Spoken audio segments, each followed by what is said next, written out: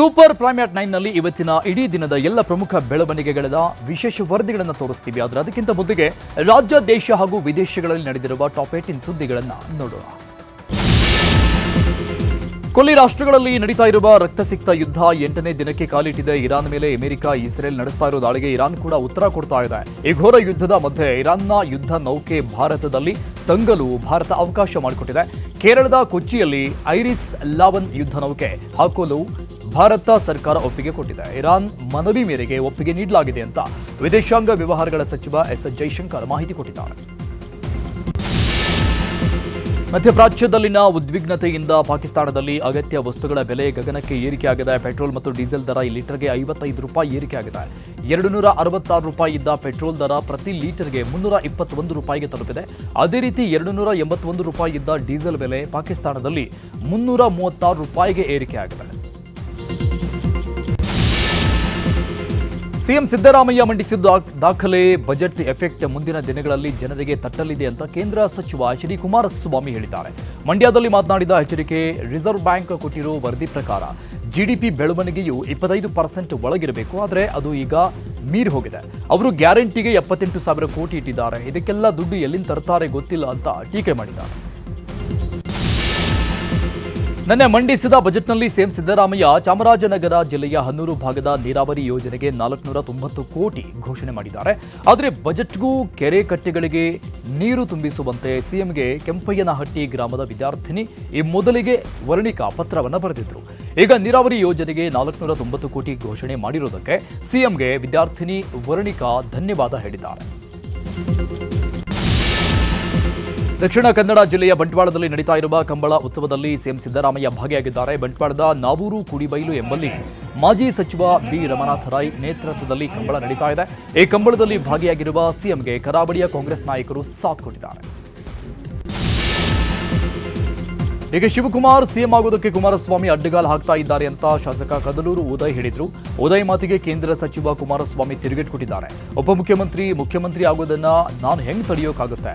ಉದಯ್ ಅವರನ್ನ ಸಿಎಂ ಜೊತೆ ಮಾತಾಡೋಕೆ ಹೇಳಿ ಅಂತ ಕೌಂಟರ್ ಕೊಟ್ಟಿದ್ದಾರೆ.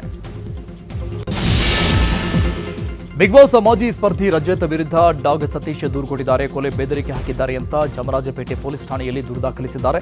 ಈ ಬಗ್ಗೆ ಮಾತನಾಡಿದ ಡಾಗ್ ಸತೀಶ್, ರಜತ್ ಒಂದ್ಸಲ ಇಂಟರ್ವ್ಯೂ ಮಾಡಿದ್ರು, ಆದರೆ ಅದನ್ನ ತಿರುಚಿ ಪೋಸ್ಟ್ ಮಾಡಿದ್ರು. ಇದನ್ನ ಪ್ರಶ್ನಿಸಿದ್ದಕ್ಕೆ ಕೊಲೆ ಬೆದರಿಕೆ ಹಾಕಿದ್ದಾರೆ ಅನ್ನೋದು ಡಾಗ್ ಸತೀಶ್ ಸ್ಪಷ್ಟನೆ ಆಗಿದೆ.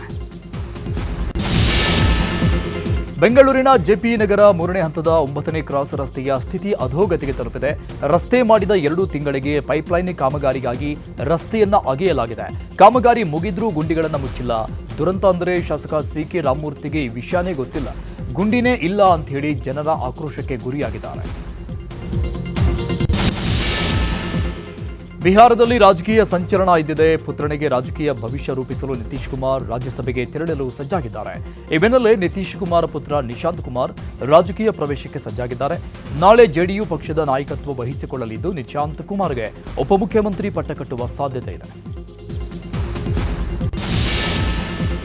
ಲೋಕಸಭೆಯ ಸ್ಪೀಕರ್ ಓಂ ಬಿರ್ಲಾ ವಿರುದ್ಧ ವಿರೋಧ ಪಕ್ಷಗಳು ಮಂಡಿಸಲಿರುವ ಅವಿಶ್ವಾಸ ನಿರ್ಣಯಕ್ಕೆ ಟಿಎಂಸಿ ಪಕ್ಷ ಬೆಂಬಲ ನೀಡಿದೆ. ಮಾರ್ಚ್ 9ರಿಂದ 2ನೇ ಹಂತದ ಸಂಸತ್ತಿನ ಬಜೆಟ್ ಅಧಿವೇಶನ ಆರಂಭವಾಗಲಿದೆ. ಅಧಿವೇಶನದ ಮೊದಲ ದಿನ ಸ್ಪೀಕರ್ ಓಂ ಬಿರ್ಲಾ ವಿರುದ್ಧ ಅವಿಶ್ವಾಸ ನಿರ್ಣಯ ಮಂಡಿಸಲಿವೆ. ಪತ್ರಕರ್ತ ರಾಮಚಂದ್ರ ಛತ್ರಪತಿ ಹತ್ಯೆ ಪ್ರಕರಣದಲ್ಲಿ ಡೇರಾ ಮುಖ್ಯಸ್ಥ ರಾಮ್ ರಹೀಂ ಸಿಂಗ್ಗೆ ಬಿಗ್ ರಿಲೀಫ್ ಸಿಕ್ಕಿದೆ. ಕೊಲೆ ಪ್ರಕರಣದಲ್ಲಿ ಗುರ್ಮೀತ್ ರಾಮ್ ರಹೀಂ ಸಿಂಗ್ರನ್ನ ಪಂಜಾಬ್ ಮತ್ತು ಹರಿಯಾಣ ಹೈಕೋರ್ಟ್ ಖುಲಾಸೆಗೊಳಿಸಿದ 2002ರ ಅಕ್ಟೋಬರ್ 24ರಂದು ಪತ್ರಕರ್ತ ರಾಮಚಂದ್ರ ಛತ್ರಪತಿ ಅವರನ್ನ ಗುಂಡಿಕ್ಕಿ ಕೊಲೆ ಮಾಡಲಾಗಿತ್ತು. ನಕ್ಸಲ್ ಚಟುವಟಿಕೆಯಲ್ಲಿ ತೊಡಗಿಕೊಂಡಿದ್ದ 130 ಮಾವೋವಾದಿಗಳು ತೆಲಂಗಾಣ ಸರ್ಕಾರಕ್ಕೆ ಶರಣಾಗಿದ್ದಾರೆ. ಹೈದರಾಬಾದ್ನಲ್ಲಿ ಸಿಎಂ ರೇವಂತ್ ರೆಡ್ಡಿ ಸಮ್ಮುಖದಲ್ಲಿ ನಕ್ಸಲರು ಪೊಲೀಸರಿಗೆ ಶರಣಾಗಿದ್ದಾರೆ. 31 AK-47 ರೈಫಲ್ಗಳು, 33 ಇತರೆ ಶಸ್ತ್ರಾಸ್ತ್ರಗಳು ಸೇರಿದಂತೆ ಒಟ್ಟು 124 ಶಸ್ತ್ರಾಸ್ತ್ರಗಳನ್ನು ಪೊಲೀಸರಿಗೆ ಒಪ್ಪಿಸಿದ್ದಾರೆ.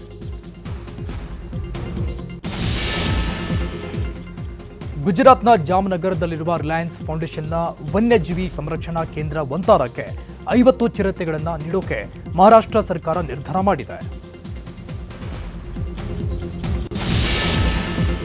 ಶ್ರೀಲಂಕಾ ಸುಪ್ರೀಂ ಕೋರ್ಟ್ ನ್ಯಾಯಮೂರ್ತಿ AHMD ನವಾಜ್ ಕರ್ನಾಟಕ ಹೈಕೋರ್ಟ್ ಮೆಟ್ಟಿಲೇರಿದ್ದಾರೆ. ತಮ್ಮ ವಿರುದ್ಧ ಆನ್ಲೈನ್ನಲ್ಲಿ ಪ್ರಕಟವಾಗಿರುವ ಮಾನಹಾನಿ ಬರಹಗಳನ್ನು ತೆರವುಗೊಳಿಸಲು ನಿರ್ದೇಶನ ಕೊಡಬೇಕು ಅಂತ ಕೋರಿ ಹೈಕೋರ್ಟ್ಗೆ ರಿಟ್ ಅರ್ಜಿ ಸಲ್ಲಿಸಿದ್ದಾರೆ.